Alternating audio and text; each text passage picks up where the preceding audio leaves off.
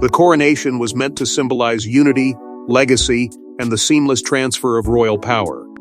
But moments ago, everything changed. Sources claim Prince William has made a stunning decision. Meghan Markle and Prince Harry are officially banned from attending the coronation. Even more shocking? Security has reportedly been briefed to remove them if they attempt to appear.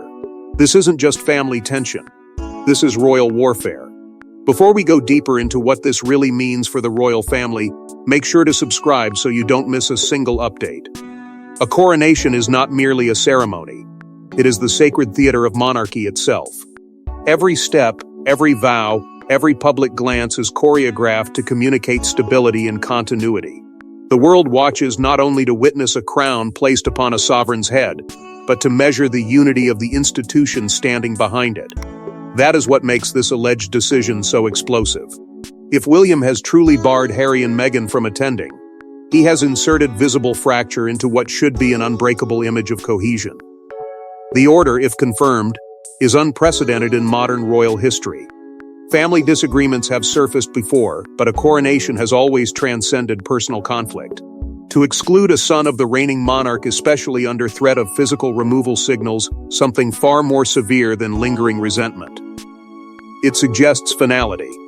It implies that the line between private grievance and institutional boundary has been decisively drawn. Even more astonishing is the reported security briefing. Security at a coronation exists to protect the crown from external threat. Redirecting that focus toward potential internal enforcement redefines the stakes entirely. The idea that officers could be instructed to remove Harry and Meghan from such a historic moment transforms this from family drama into constitutional spectacle. It would be humiliation on a global stage, an image impossible to erase. Shockwaves have already rippled through royal circles and media networks alike. Commentators scramble for clarity. Insiders whisper of urgent meetings and tightened communication. The palace, for now, remains silent. And that silence is deafening. In royal strategy, silence can be protection, but it can also fuel speculation. The absence of denial has only intensified the drama, leaving observers to question whether this decision is not only real but irreversible. This escalation feels different from past tensions. Previous disputes unfolded through interviews, memoirs, and carefully worded statements. This move, however, strikes at the heart of royal ritual. The coronation is sacred ground. To police its guest list with such force suggests that reconciliation is no longer the priority. Authority is. Stability is. Image control is. If William has taken this step, it signals more than frustration. It signals calculation. A belief that the presence of Harry and Meghan could overshadow, disrupt, or destabilize a moment meant to define a reign. Whether justified or not, the message is unmistakable. The future of the monarchy will not be held hostage by unresolved family conflict. Yet such decisiveness carries risk. Exclusion can strengthen authority, but it can also deepen division. And as the world prepares for a ceremony designed to celebrate continuity, the possibility of visible absence looms larger than ever. But to understand why William would take such a drastic step, we must revisit the fractures that have been widening within the royal family for years. Once inseparable. United in grief. Bound by shared history and loss, William and Harry were seen as the monarchy's emotional backbone after Princess Diana's passing. But what was once brotherhood has transformed into distance, distrust, and now exclusion. If William has truly barred Harry from the coronation, this is not political strategy. It is deeply personal. There was a time when the image of the two young princes walking side by side became a symbol of shared resilience. They navigated tragedy together, standing before a watching world that saw not titles, but sons mourning their mother. That bond, forged in sorrow, appeared unbreakable. It carried them through adolescence, public scrutiny, and the heavy expectations placed upon royal heirs. The monarchy's future seemed anchored in their unity. Diana's legacy was more than memory, it was emotional glue. She taught them empathy, vulnerability, connection with ordinary people. In many ways, she was the bridge between tradition and humanity. After her death, that bridge seemed to bind the brothers even closer. They shared inside jokes, supported each other publicly, and projected a united front that reassured a nation still grieving. That unity was powerful. It felt authentic. But time introduced divergence. William's path was always defined by inevitability. He would inherit not just a crown, but the full weight of the institution. Harry's journey, less predetermined, allowed room for independence and defiance. When Meghan entered his life, that divergence accelerated. What began as private tension reportedly evolved into philosophical disagreement about duty, exposure, and loyalty.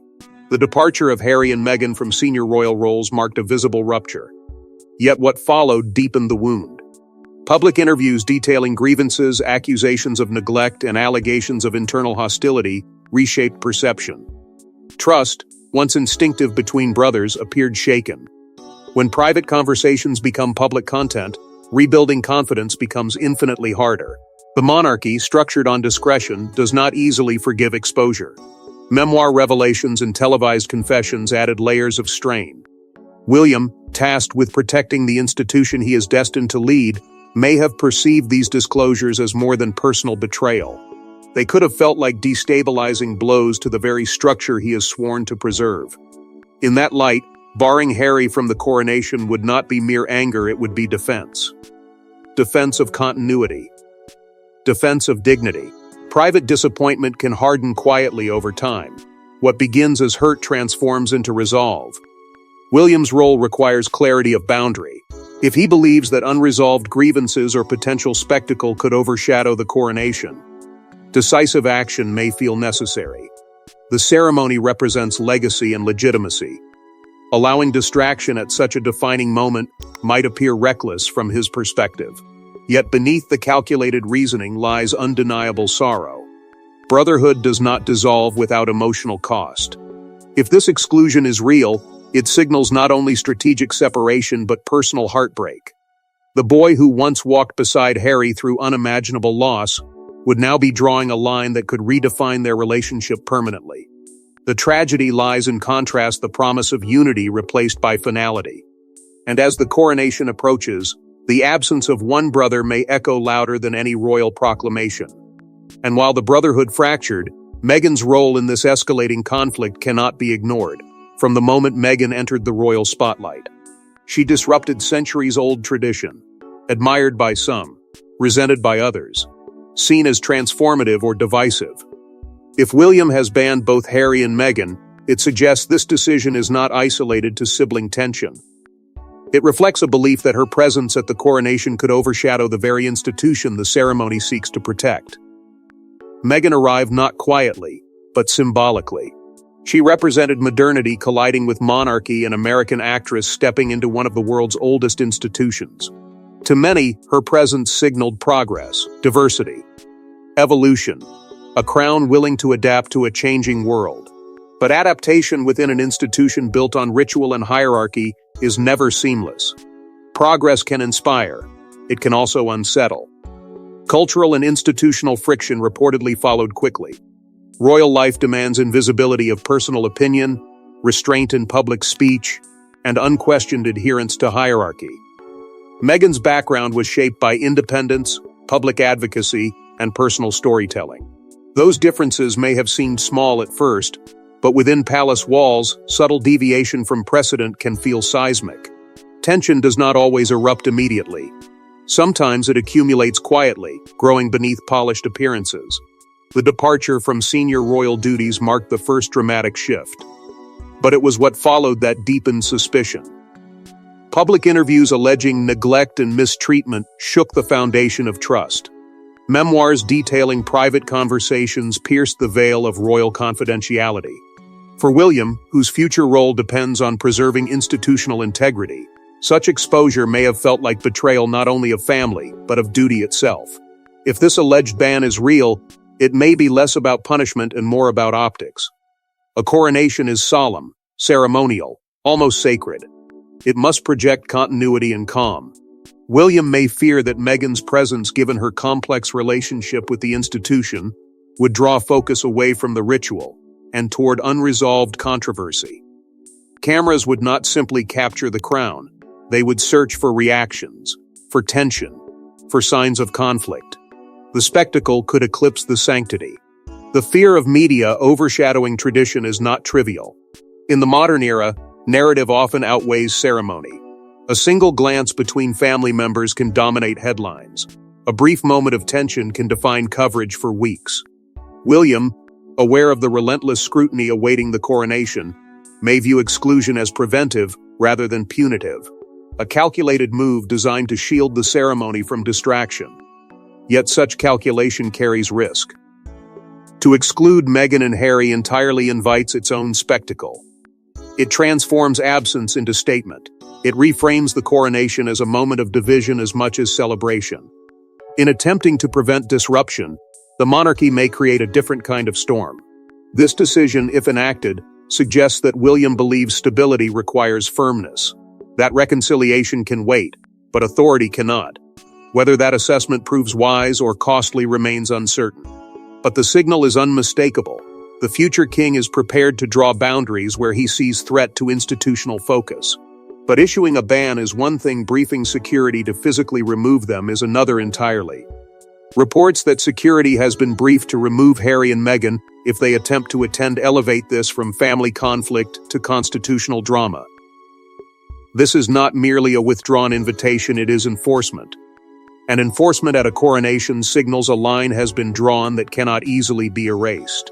The gravity of involving coronation security in a family dispute cannot be overstated. Security operations at such an event are designed to protect the sovereign, foreign dignitaries, and the sanctity of the ceremony itself. Redirecting that machinery toward potential removal of a prince and his wife transforms a private fracture into an institutional directive. It suggests that this is no longer about emotion. It is about order. What does such an instruction imply? At minimum, it signals that William or those advising him perceive genuine risk. Not necessarily physical danger, but reputational threat. Optics. Distraction. The possibility that unresolved tension could erupt in a moment meant to project continuity. When a coronation becomes vulnerable to spectacle, its symbolism weakens. Security briefings in that context appear less dramatic and more strategic. Prevent disruption before it begins. Yet the humiliation factor looms large. Imagine cameras capturing officers escorting the king's son away from Westminster Abbey. The image would circle the globe within seconds. It would eclipse the crown itself. No statement could soften that visual. It would define the coronation not as a moment of unity, but of rupture. Those who support firmness might applaud decisiveness. Others would see cruelty. The institution would absorb both reactions simultaneously. Behind palace walls, debate must be intense. Optics versus authority. Compassion versus clarity. Some advisors may argue that allowing attendance, even amid tension, projects maturity and resilience. Others likely insist that boundaries must be visible to be respected. A coronation is not an open forum for reconciliation. It is sacred ritual. If William believes that unresolved grievances threaten its solemnity, enforcement becomes, in his view, necessary. This move, if real, redraws boundaries within the royal hierarchy. It signals that lineage does not exempt anyone from consequence. That public challenge carries institutional response. In monarchy, hierarchy is foundational. When a future king enforces that hierarchy against his own brother, the message is unmistakable. The crown stands above personal ties. But there is a volatile variable in this equation: Harry himself. If he attempts to attend despite the alleged ban, confrontation becomes inevitable. The spectacle feared by William would materialize, and if he stays away, absence becomes its own declaration. Either path reinforces division. Either path shapes legacy. This is no longer a question of invitation etiquette. It is a power statement. A defining assertion of authority before a reign even fully begins. And as the coronation approaches, the tension between enforcement and reconciliation tightens like a drawn wire. And in the middle of this unprecedented standoff stands King Charles, caught between fatherhood and monarchy. If William has taken control of coronation guest decisions, where does that leave King Charles? A father to Harry, a monarch tasked with preserving stability, and a sovereign preparing for the defining moment of his reign. This decision may test not only William's authority, but Charles' resolve. Charles has spent a lifetime navigating the painful divide between private affection and public expectation. His own love story once collided with institutional resistance. forcing him to balance heart against heritage. That history makes the current moment even more complex. To stand as king while his son faces exclusion would reopen wounds that never fully healed. Yet to override William's authority could signal weakness at the very moment strength is required. The risk of appearing divided from his heir is enormous. A coronation marks not only the beginning of a reign, but the solidification of succession. Unity between monarch and future king must appear seamless.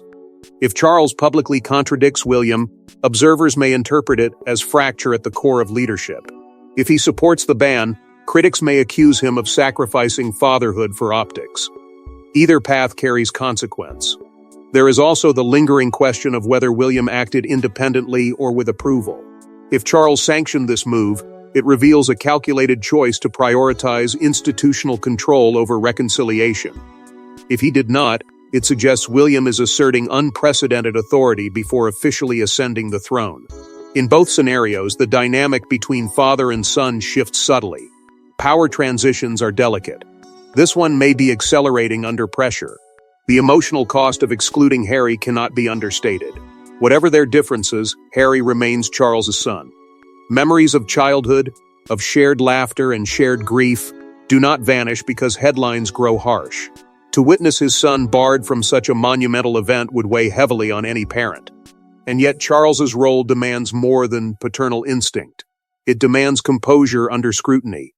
Optics during a coronation are everything. The world will be watching every detail, every seating arrangement, every expression, every absence. A visible gap where Harry should stand could speak louder than any official proclamation. It would broadcast the reality of estrangement. And estrangement at a coronation contradicts the very symbolism of continuity the ceremony intends to project. The broader message extends beyond family tension. It touches on hierarchy and loyalty within the monarchy. If William's stance holds, it signals that allegiance to institutional preservation outweighs personal reconciliation. It reinforces a hierarchy where dissent carries consequence. Charles must decide whether that message strengthens or destabilizes his reign's foundation. Caught between past and future, Charles stands at a crossroads shaped by emotion and duty. His response or silence will define not only this coronation but the tone of his kingship. And as speculation intensifies, one truth remains clear: this is no ordinary family disagreement.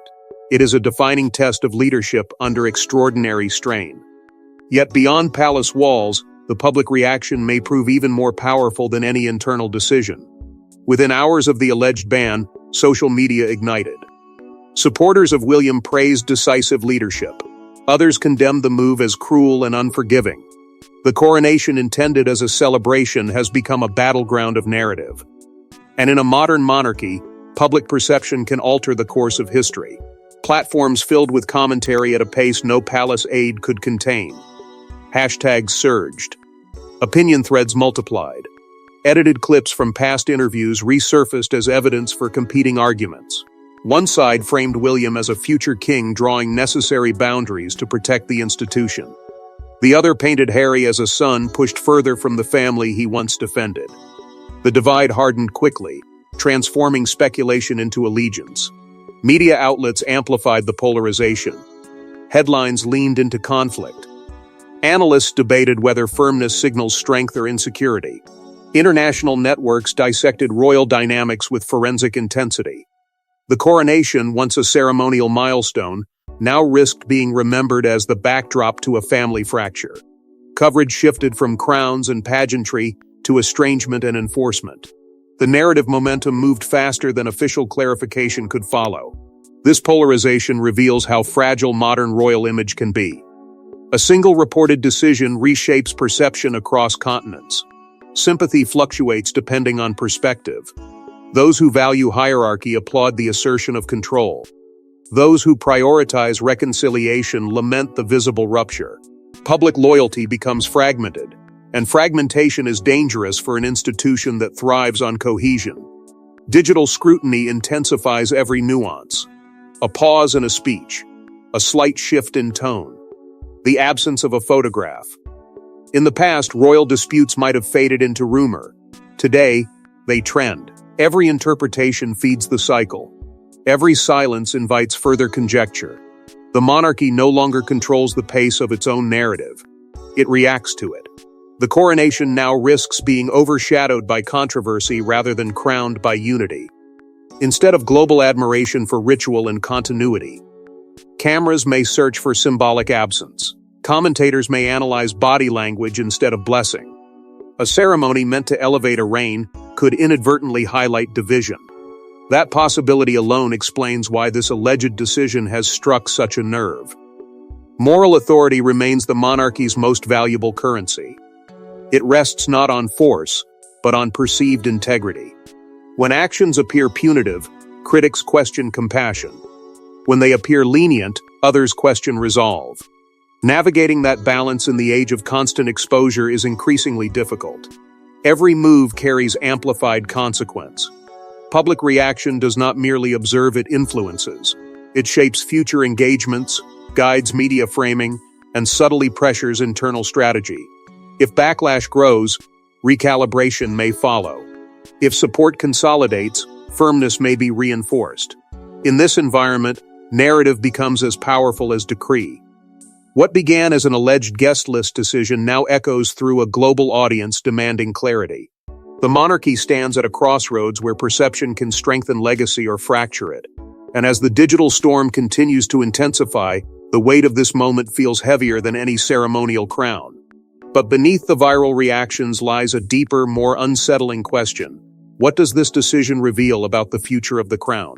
If Harry and Meghan are absent from the coronation by force, if necessary, the message will be unmistakable. The future of the monarchy will move forward without them.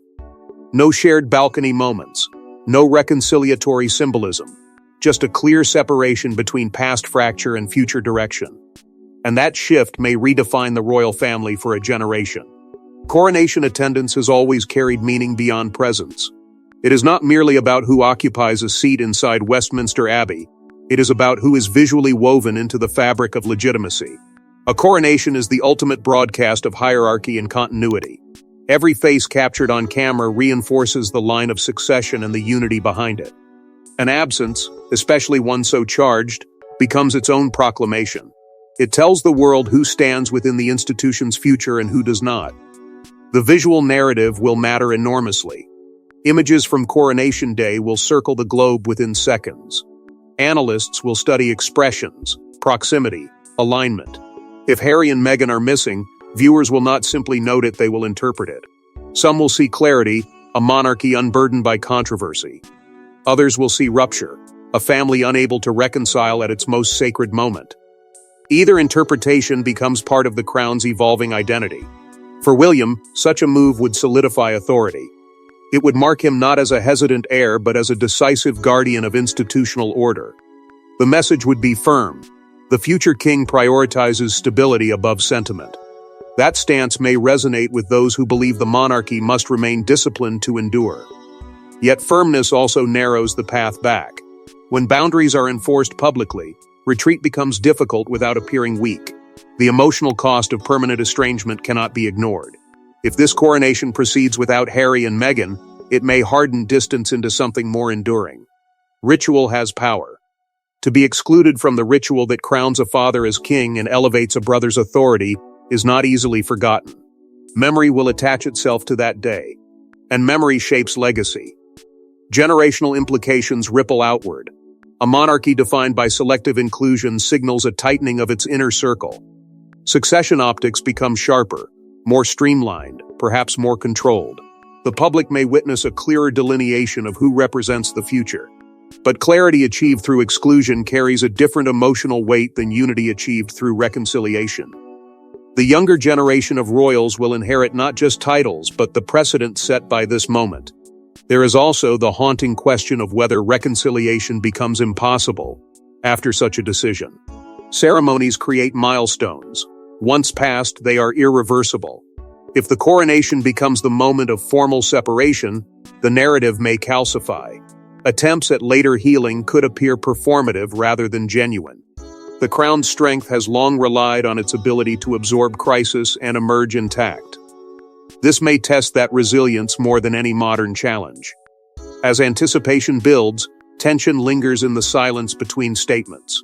The monarchy stands on the edge of a defining choice. Embrace unity at risk of disruption, or enforce division at risk of deepening fracture. The coronation will mark the beginning of a reign, but it may also mark the end of a chapter that once promised brotherhood restored. And as Coronation Day approaches, one final question hangs heavily over the palace. A coronation marks the beginning of an era, but this one may begin with exclusion rather than embrace.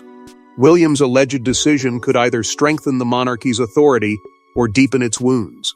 Because in moments of historic transition, every action becomes permanent memory. The risk of public exclusion at such a defining ceremony is enormous. A coronation is designed to project stability so powerful that doubt dissolves in its presence. It is ritual as reassurance. If absence overshadows the ritual, the narrative shifts. Instead of seamless continuity, the world sees fracture. Instead of unity beneath the crown, it sees a family recalibrating in real time. The high-stakes nature of that gamble cannot be understated.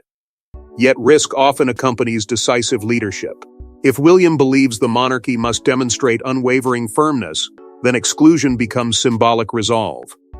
It signals that the institution will not bend under emotional pressure or public controversy. For some, that clarity may feel necessary. After years of interviews, allegations, and public disagreement, drawing a visible boundary could appear as restoration of order. But order imposed publicly carries its own cost. There remains the possibility of last-minute reconciliation. Royal history is filled with quiet negotiations conducted behind thick walls and guarded corridors. Invitations can be extended discreetly. Appearances can be framed as gestures of maturity. A compromise could emerge, allowing presence without spectacle. But reconciliation requires trust, and trust fractured under public scrutiny is not easily rebuilt. Whether pride yields to pragmatism before Coronation Day remains uncertain. William's legacy begins long before he wears the crown. How he handles this moment will define perceptions of his future kingship. Is he a protector of tradition above all else? A modern leader willing to prioritize clarity over sentiment? Or a brother who chose institutional survival over personal healing? The narrative solidifies quickly at moments like this. First impressions during historic transitions linger for decades. Historians may eventually view this episode as a defining pivot. They may interpret it as the moment the monarchy reasserted hierarchy with unmistakable firmness. Or they may see it as a sign of generational fracture that reshaped public perception of the royal family. Major shifts in royal history rarely arrive through revolution, they arrive through decisive moments that reveal evolving priorities. This coronation may be one of them. The central question remains unresolved. Does firmness restore order, or does it deepen division? A monarchy thrives on continuity, but continuity must feel inclusive to inspire confidence. If the public perceives estrangement rather than resilience, trust may erode subtly over time. Yet if authority appears decisive and calm, the crown may emerge strengthened. The balance between compassion and command defines not only this ceremony, but the tone of the reign that follows. As anticipation builds, tension hangs in the air like the quiet before a ceremonial trumpet. Every decision now carries generational weight. The coronation will unfold with pageantry, vows, and sacred tradition. But beneath the grandeur lies the emotional undercurrent of a family tested under unprecedented scrutiny. And when the crown is finally placed upon Charles' head, the world may not only witness the birth of a reign, but the confirmation of a family forever changed. Thanks for watching. Please don't forget to like and subscribe, and we will see you in next one.